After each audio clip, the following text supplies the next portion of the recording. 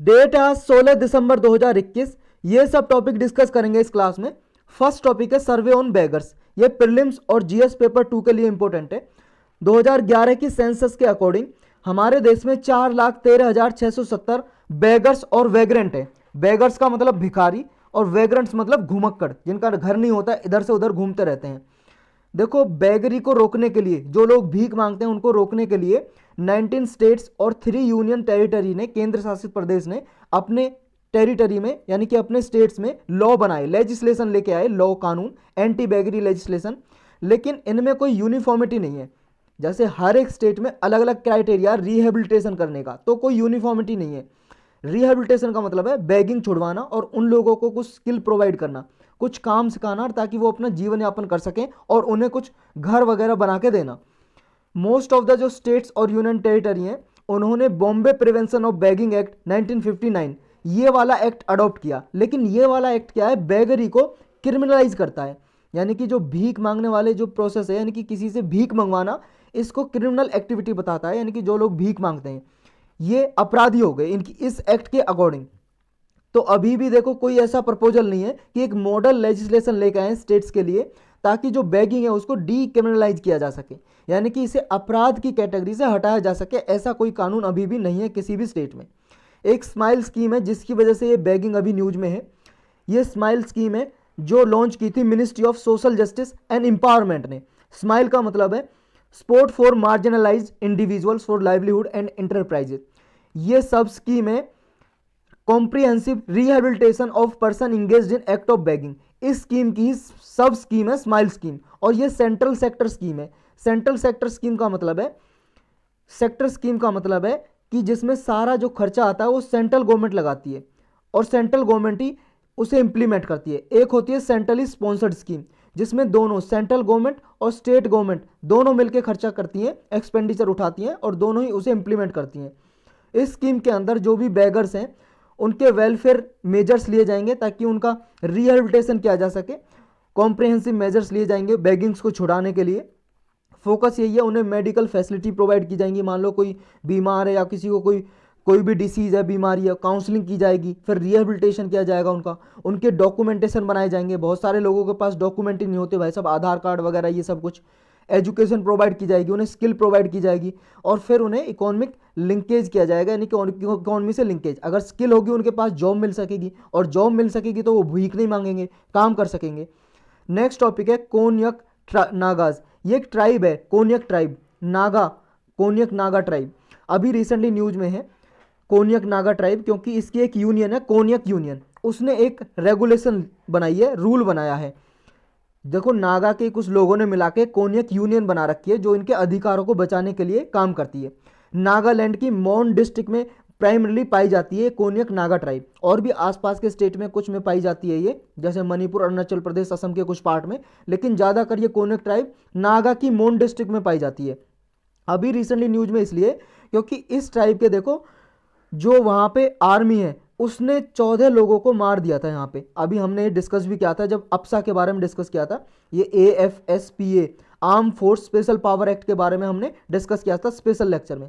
तो इसकी वजह से अप्सा एक्ट के थ्रू पावर दी हुई है यहाँ पे। आर्मी, जो भी आर्मी वगैरह या असम राइफल वगैरह यहाँ पे तैनात रहती है सिक्योरिटी प्रोवाइड करने के लिए, इनको बहुत ज़्यादा पावर दी हुई है। यहाँ पे 14 लोगों को मार दिया था, बिना उन्हें वार्निंग दिए हो गोली चला दी थी यहाँ पे आर्मी ने। तो इस वजह से इन्होंने ये रूल्स बनाए हैं इनके राइट्स को प्रोटेक्ट करने के लिए। इन्होंने कहा है कि हम आर्म फोर्स के साथ कोऑपरेशन नहीं करेंगे, यानी कि सहयोग नहीं करेंगे जो यहाँ पे आर्मी या असम राइफल तैनात रहती है उनके साथ ये सहयोग नहीं करेंगे। अब इन्होंने ये रूल्स अभी जारी किए हैं। तो कोन्यक नागा क्या है, बस ये जानना है हमें इसमें। कोन्यक नागा एक ट्राइब है, यानी कि जाति है, कास्ट का नाम है कोन्यक नागा। इस तरह के कुछ लोग होते हैं, ये देखो, ये अपने फेस पे टैटू वगैरह ये बना के रखते हैं। ये लार्जेस्ट नागा ट्राइब है, जितनी भी नागा ट्राइब है उनमें से सबसे बड़ी ये ट्राइब है, अनुसूचित जनजाति है, यानी कि सबसे ज़्यादा लोग हैं इस ट्राइब के। नागालैंड की मोन डिस्ट्रिक्ट में पाया जाता है और मोन डिस्ट्रिक्ट को लैंड ऑफ अंग्स भी बोलते हैं। लैंड ऑफ अंग्स या वंग्स, ये अंग्स या वंग्स ट्रेडिशनल चीफ हुआ करते थे यहाँ पे। ट्रेडिशनल चीफ का मतलब है यहाँ के मुखिया हुआ करते थे। ये फेस पे टैटू बना के रखते हैं और इनकी यूनिक ट्रेडिशनल प्रैक्टिस है कि ये गन स्मिथिंग करते हैं, गन पाउडर वगैरह बनाते हैं, ये आयरन स्मेल्टिंग, आयरन के कुछ भाई साहब ये बर्तन वगैरह भी बना लेते हैं, ब्रास वर्क भी कर लेते हैं, ब्रास के वर्क यानी कि बर्तन वगैरह या कुछ इंस्ट्रूमेंट बनाते हैं। ये जंगलो बनाते हैं, जंगलो का मतलब है मैचेट्स, मैचेट्स मतलब छुरा होता है ना, जो लोहे का ऐसा आयरन का छुरा होता है कुछ इस टाइप का सा। वुडन स्कल्पचर, लकड़ी के भी कुछ ये बना लेते हैं, फर्नीचर वगैरह। इनके मेन 2 फेस्टिवल है, ये आपको याद रखना है। मैच द फॉलोइंग में कहीं पे पूछे जा सकते हैं। एक है ओलोंग, ओलोंग फेस्टिवल है जो अप्रैल के फर्स्ट वीक में मनाया जाता है। ये मनाया जाता है देखो इसलिए स्प्रिंग का टाइम होता है, इसमें लैंड पे क्या है सीड सो करने से पहले यानी कि फसल बोने से पहले ये फेस्टिवल मनाया जाता है। एक इनके गॉड हैं कहवांग, उनके लिए, उनसे ब्लेसिंग लेने के लिए, उनसे यानी कि उनसे आशीर्वाद लेने के लिए, ताकि इनकी फसल अच्छी हो, इसलिए ये ओलंग फेस्टिवल मनाया जाता है। एक दूसरा फेस्टिवल है इनका लाओ ओंगमो, ये फेस्टिवल मनाया जाता है अगस्त और सितंबर के महीने में मनाया जाता है। ये भी हार्वेस्ट के टाइम पे मनाया जाता है, यानी कि जब फसल कटने का टाइम आता है तब ये फेस्टिवल यानी कि त्यौहार मनाया जाता है। नेक्स्ट टॉपिक है मिस यूनिवर्स। देखो 2-3 दिन पहले की न्यूज है ये। चंडीगढ़ की एक लड़की है भाई साहब हमारे इंडिया की, हरनाज संधू, इन्होंने 17th मिस यूनिवर्स का टाइटल जीत लिया है, यानी कि मिस यूनिवर्स बन गई है ये 2021 की। 1 साल तक रहेंगी। इजराइल में हुआ था ये मिस यूनिवर्स की सेरेमनी, यानी कि जो ये फेस्ट होता है हर साल होता है, हर साल कोई ना कोई बनता है। हमारे इंडिया से तीसरी बार बनी है भाई साहब कोई लड़की, ये है हरनाज संधू, दुनिया की सबसे सुंदर लड़की। इंडिया देखो तीसरी बार ये टाइटल जीता है इंडिया। सबसे पहले सुष्मिता सेन है जो आप जानते होंगे, हीरोइन है, 1994 में मिस यूनिवर्स बनी थी पहली इंडिया से। फिर दूसरी बार 2000 में बनी थी लारा दत्ता, ये भी एक्टर हैं। और ये हरनाज संधू, ये भी देखो 2 मूवी कर चुकी हैं और अब ये मूवी करेंगी ही क्योंकि मिस यूनिवर्स बन चुकी हैं। नेक्स्ट टॉपिक है चार धाम। चार धाम अभी न्यूज में पहले भी इसको एक बार डिस्कस कर चुके हैं स्पेशल लेक्चर में भी। ये देखो ये 2 ऊपर जो टॉपिक थे सारे नागा ट्राइब और ये प्रीलिम्स के लिए इंपॉर्टेंट थे, और ये चार धाम वाला जो है ये प्रीलिम्स और जीएस पेपर 2 के लिए इंपॉर्टेंट है। देखो चार धाम का प्रोजेक्ट अभी न्यूज में इसलिए है, सुप्रीम कोर्ट ने अभी अलाउ कर दिया कि 10 मीटर तक रोड को यहाँ पे चौड़ा सकते हैं, वाइड कर सकते हैं। पहले यहाँ पे रोड बनाया जा रहा था उत्तराखंड में, चार धाम प्रोजेक्ट के जरिए हाईवे बनाया जा रहा है यहाँ पे लगभग 900 किलोमीटर का।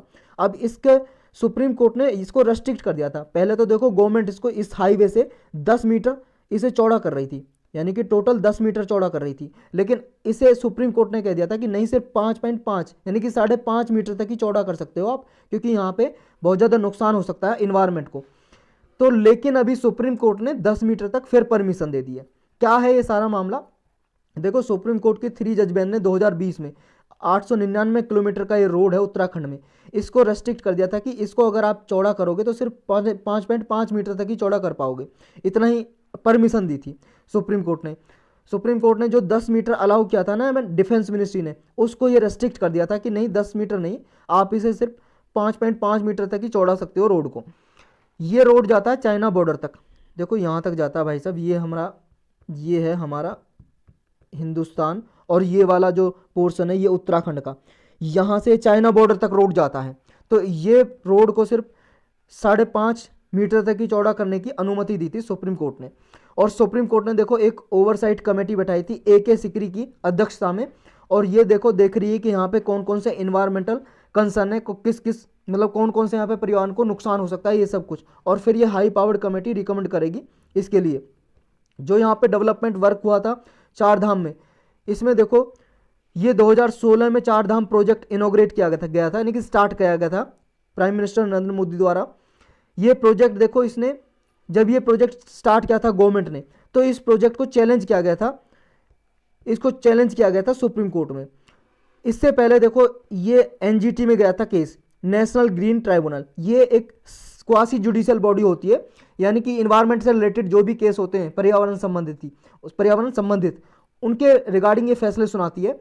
सितंबर 2018 में इसने अपना डिसीजन दिया था और इस प्रोजेक्ट को क्लियरेंस दे दी थी, यानी कि गवर्नमेंट बना सकती है 10 मीटर वाइड तक रोड को चौड़ा सकती है। लेकिन सुप्रीम कोर्ट में फिर अक्टूबर 2018 में ये चैलेंज कर दिया, किसी ने पिटीशन डाल दी, सुप्रीम कोर्ट ने फिर इसको रोक दिया। जो NGT का जो डिसीजन था उसको रेस्ट्रिक्ट कर दिया और 5.5 मीटर चौड़ा करने की अनुमति दी थी। तो फिर इसको 10 मीटर का जो ये रखा था डिफेंस मिनिस्ट्री ने प्रपोजल, इसको सिर्फ 5.5 मीटर तक रेस्ट्रिक्ट कर दिया। लेकिन कोर्ट ने साथ साथ हाई पावर्ड कमेटी बैठा दी, ये देखेगी कि जो सेंट्रल का ये डिसीजन है हाईवे बनाने का, 10 मीटर चौड़ा करने का, ये सही है नहीं है कि इसको चौड़ा जा सकता है नहीं। फिर हाई पावर्ड कमेटी ने क्या बोला, हाई पावर्ड कमेटी ने ये कहा, सुप्रीम कोर्ट को बोला कि ये स्ट्रेटजिक इंपोर्टेंस के लिए ये हाईवे बनाया जा रहा है, यानी कि डिफेंस के लिए इंपॉर्टेंट है। और देखो ऑलरेडी क्या है, रोड जो ये 899 किलोमीटर का रोड है, इसमें से कुछ रोड को ऑलरेडी 10 मीटर तक चौड़ा चुके हैं। अब 10 मीटर तक वो चौड़ा दिया, अब यहाँ की तो जो वो सारा पहाड़ वाड़ तोड़ के जो बनाया भाई साहब यहाँ पे, अब उसको दोबारा से जो पेड़ वेड़ काटे हैं वो दोबारा से नहीं लगाए जा सकते, यानी कि 10 मीटर को 5.5 मीटर में नहीं रिड्यूस किया जा सकता। तो इसलिए ये पॉसिबल नहीं है कि 10 मीटर जो जितना बन चुका है उसको 5.5 मीटर तक रेस्ट्रिक्ट करें। फिर हाई पावर्ड कमेटी ने ये बोला कि देखो जो ऑलरेडी ये यहाँ पे क्या है, रोड को बिल्ड करने के लिए ये पॉसिबल नहीं होगा कि दोबारा से जो ऑलरेडी पेड़ काट दिए कि दोबारा से वहाँ पे उगाया जा सके, क्योंकि वहाँ पे पक्का कर दिया रोड बनाने के लिए। तो ये कहा था हाई पावर्ड कमेटी ने। इसको देखते ही सुप्रीम कोर्ट ने अब दोबारा ये कहा है कि 10 मीटर तक आप वाइड कर सकते हो, चौड़ा सकते हो रोड को। ये देखो आर्मी के लिए भी इंपॉर्टेंट है, ये कहा कि आर्मी के लिए इंपॉर्टेंट है, ये गवर्नमेंट ने बोला कि आर्मी के लिए इंपॉर्टेंट है, क्योंकि यहाँ पे जो हैवी व्हीकल्स होते हैं, आर्मी के जो भारी व्हीकल्स होते हैं उनको ले जाने के लिए, मान लो मशीनरी लेके जानी है या वीपन्स लेके जाने हैं बॉर्डर एरिया पे, हथियार वगैरह, मिसाइल्स या टैंक या ट्रुप सैनिक लेके जाने हैं या फूड सप्लाई करनी है, तो उसके लिए रोड चाहिए।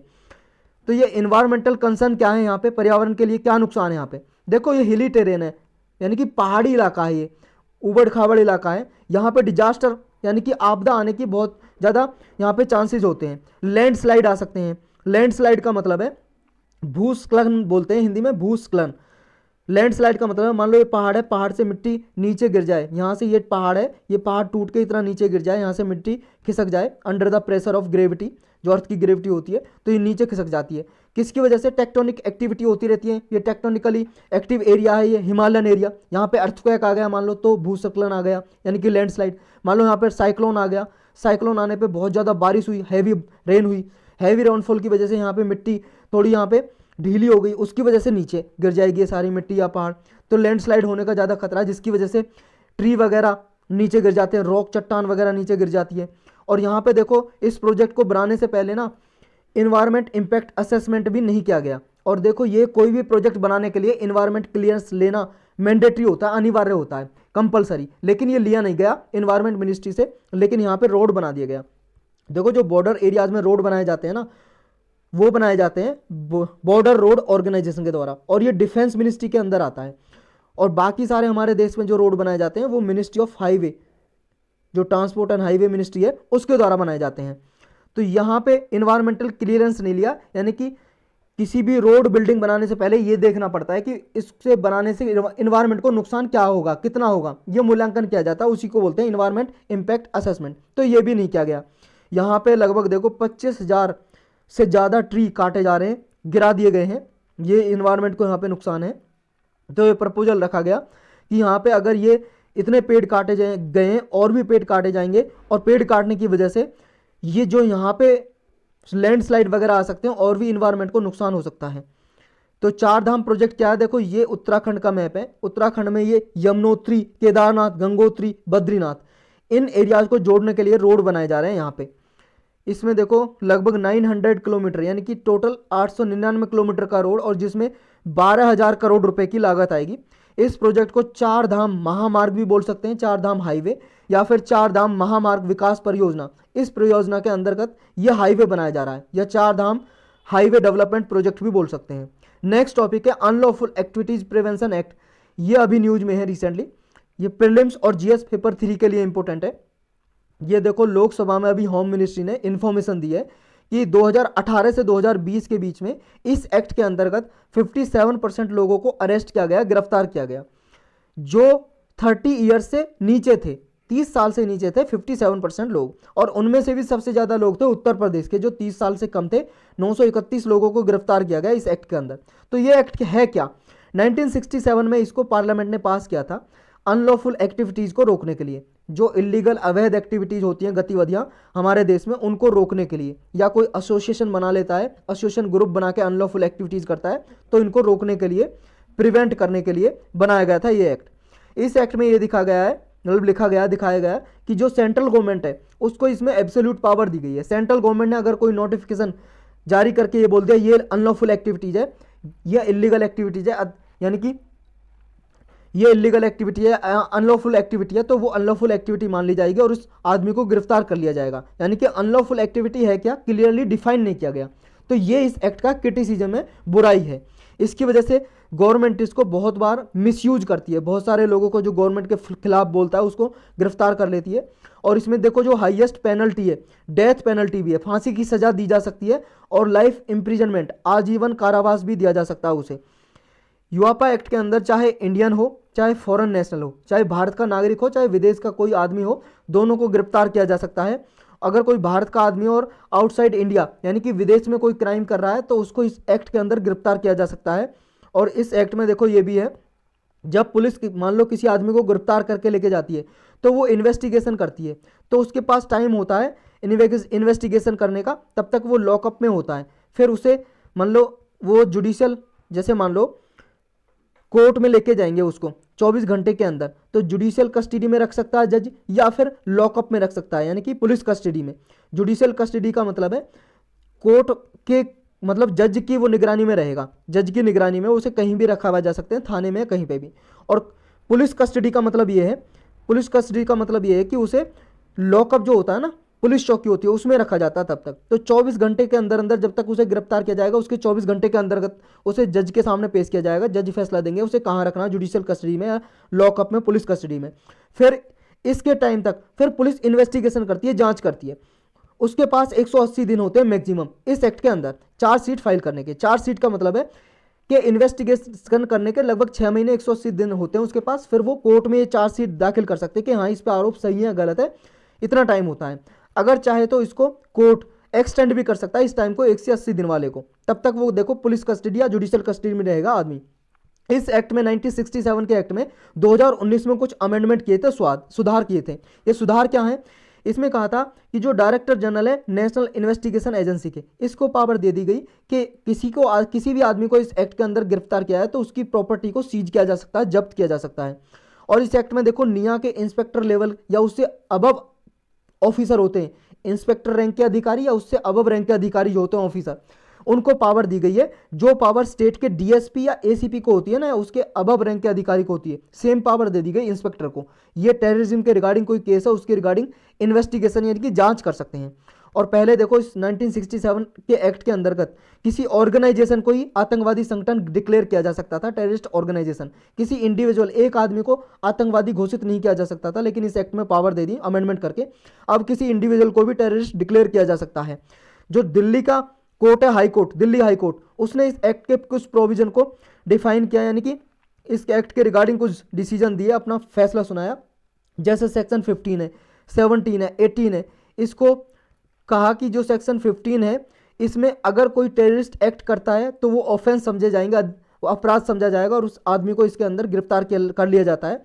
अगर कोई मान लो टेररिस्ट एक्ट करता है, उसके लिए फंड रेज करता है यानी कि फंड देता है, पैसा प्रोवाइड करता है, मनी प्रोवाइड करता है, तो सेक्शन 17 के अंदर उसे गिरफ्तार किया जा सकता है। और सेक्शन 18 क्या कहता है, अगर कोई मान लो कॉन्स्पिरेसी में भी मान लो कोई इंक्लूड है यानी कि षड्यंत्र रचने में भी कोई इंक्लूड है तो उसको पनिशमेंट दी जा सकती है सेक्शन 18 के अंदर। लेकिन कोर्ट ने ये बोला कि इस एक्ट को क्या है बहुत ही रेयर सिचुएशन में यूज करना चाहिए, क्योंकि नॉर्मल सिचुएशन में जो ऑर्डिनरी लॉ हैं उनको यूज करें। इस एक्ट को जब भी यूज करें जब पूरा कंफर्मेशन है किसी टेररिस्ट एक्टिविटी के बारे में। और सुप्रीम कोर्ट ने भी ये हितेंद्र विष्णु ठाकुर केस में बोला था, ये नोट करके रखना है। इसमें देखो यूआपा एक्ट का जो सेक्शन 3 क्लाउज 1 है, इसके अंतर्गत सेंट्रल गवर्नमेंट क्या है, किसी भी एसोसिएशन को अनलॉफुल एसोसिएशन डिक्लेयर कर सकती है। एसोसिएशन मतलब कोई ग्रुप है, कोई एक्टिविटी करता है, उसको अनलॉफुल एसोसिएशन डिक्लेयर कर देगी और बैन कर देगी, उस पर प्रतिबंध लगा देगी अगर कोई अनलॉफुल एक्टिविटी कर रहा है तो वो। नेक्स्ट टॉपिक है इंडो पैसिफिक। ये प्रीलिम्स और जीएस पेपर 2 के लिए इंपॉर्टेंट है। यूएस के जो सेक्रेटरी ऑफ स्टेट हैं एंटनी ब्लिंकन, उन्होंने कहा है कि यूनाइटेड स्टेट्स अपना जो मिलिट्री और इकोनॉमिक कोऑपरेशन है, रिलेशनशिप है, ये एशिया कंट्री के साथ एक्सपेंड करेगा इंडो पैसिफिक जोन में। इंडो पैसिफिक जोन का मतलब ये है, देखो ये है इंडियन ओशन और ये है पैसिफिक ओशन, इधर दोनों तरफ, क्योंकि पृथ्वी तो गोल है, ये मैप 2D है, इसको जोड़ेंगे तो इधर आ जाएगा। तो इसके आसपास पैसिफिक और इंडियन ओशन के आसपास ये एशियन कंट्री, इनके साथ ये ट्रेड बढ़ाएगा यूएस अमेरिका, ये बोला है अपना। मिलिट्री भी, रिलेशनशिप भी यानी कि डिफेंस के क्षेत्र में भी और इकोनॉमिक के क्षेत्र में भी। तो इंडो पैसिफिक का क्या मतलब है, ये सारा एरिया इंडियन ओशन वाला और पैसिफिक ओशन वाला, यहाँ पे सिक्योरिटी और कॉमर्स को इस ओशन में इंक्लूड करेंगे, क्योंकि ये इंपॉर्टेंस है सिक्योरिटी पर्पज से भी और ट्रेड के पर्पज से भी। तो क्या इंपॉर्टेंस है इसकी इंडो पैसिफिक रीजन की? एक तो रीजनल स्टेबिलिटी के लिए कि यहाँ पे सिक्योरिटी रहे, स्टेबिलिटी रहे, शांति रहे, पीसफुल रहे, क्योंकि यहाँ पे ट्रेड बहुत ज़्यादा होता है, व्यापार होता है, क्योंकि यूएस के लिए भी ये बहुत ही इंपॉर्टेंट है और इंडिया के स्ट्रेटजिक पोस्चर के लिए भी इंपॉर्टेंट है, इंडिया के डिफेंस सिस्टम के लिए भी। नेशनल इंटरेस्ट को ये सर्व करता है, क्योंकि चाइना का जो इन्फ्लुएंस है इंडियन ओशन में बढ़ता जा रहा है, क्योंकि चाइना अपना जो बेल्ट एंड रोड इनिशिएटिव है उसके जरिए ग्वाडर पोर्ट को डेवलप कर रहा है और दूसरे देशों से कनेक्टिविटी कर रहा है। ग्वाडर पोर्ट के जरिए यहाँ पे सीपैक के जरिए यहाँ पे इंडियन ओशन में प्रेजेंस उसकी रहेगी। तो इंडियन ओशन में और इंडिया के आसपास और पैसिफिक ओशन में भी साउथ चाइना सी के जरिए चाइना अपना इन्फ्लुएंस बढ़ा रहा है। तो इसलिए यूएस ने कहा है कि इंडो पैसिफिक जोन में वो अपना मिलिट्री और इकोनॉमिक रिलेशनशिप इंक्रीज करेगा। फ्रीडम ऑफ नेविगेशन है, इसको भी देखो, रूल है इसके फ्रीडम ऑफ नेविगेशन के। नेविगेशन का मतलब है शिप के जरिए यहाँ पे नेविगेशन, यात्रा करना, मतलब पानी के जहाज के जरिए जो ट्रेड वगैरह होती है ओशन वगैरह में। फ्री सी एयर लेन्स कनेक्टिविटी एस्टेब्लिश करेंगे इसमें रूल्स और नॉर्म्स के जरिए। रूल्स मतलब नियम, नॉर्म्स भी नियम होते हैं। यहाँ पे इंडो पैसिफिक रीजन का इंप्लीकेशन क्या होगा इंडिया के लिए? इंडिया के लिए क्या रोल है? इंडो पैसिफिक जोन है जो नेशनल सिक्योरिटी स्ट्रेटजी का ही पार्ट है और इंडिया के लिए इंपॉर्टेंट इसलिए क्योंकि इंडिया, देखो, इंडो पैसिफिक जोन में इंडिया सबसे इंपॉर्टेंट है और ये इंडो पैसिफिक जोन इंडिया के वेस्टर्न शोर से लेके वेस्टर्न कोस्ट से लेके यूनाइटेड स्टेट के वेस्टर्न कोस्ट तक फैला हुआ है। देखो इंडिया का ये है वेस्टर्न कोस्ट, ये वाला, यहाँ से लेके, इस एरिया से लेके, और यूएस का कहाँ पे? ये वेस्टर्न कोस्ट, यहाँ तक सारा फैला हुआ है। तो इंडिया के लिए भी और यूएस के लिए भी, दोनों के लिए इंपॉर्टेंट है ये। इंडो पैसिफिक जो स्ट्रेटजी कंसेप्ट है ये ग्रेटली, देखो, इंडिया के जो नेशनल एम्बिशन है उसको प्रमोट करता है और यहाँ पे अगर इकोनॉमी की ओपनिंग होगी तो इंडिया का इंडियन ओशन रीजन में नेबर कंट्रीज़ के साथ ट्रेड भी बढ़ेगा, मैरीटाइम पावर भी, यानी कि पूरे वर्ल्ड में मेजर मैरीटाइम पावर के लिए भी इंपॉर्टेंट है, यानी कि एक दूसरी कंट्री के बीच में कनेक्टिविटी भी इंक्रीज होगी इसके जरिए। तो यही टॉपिक थे आज के।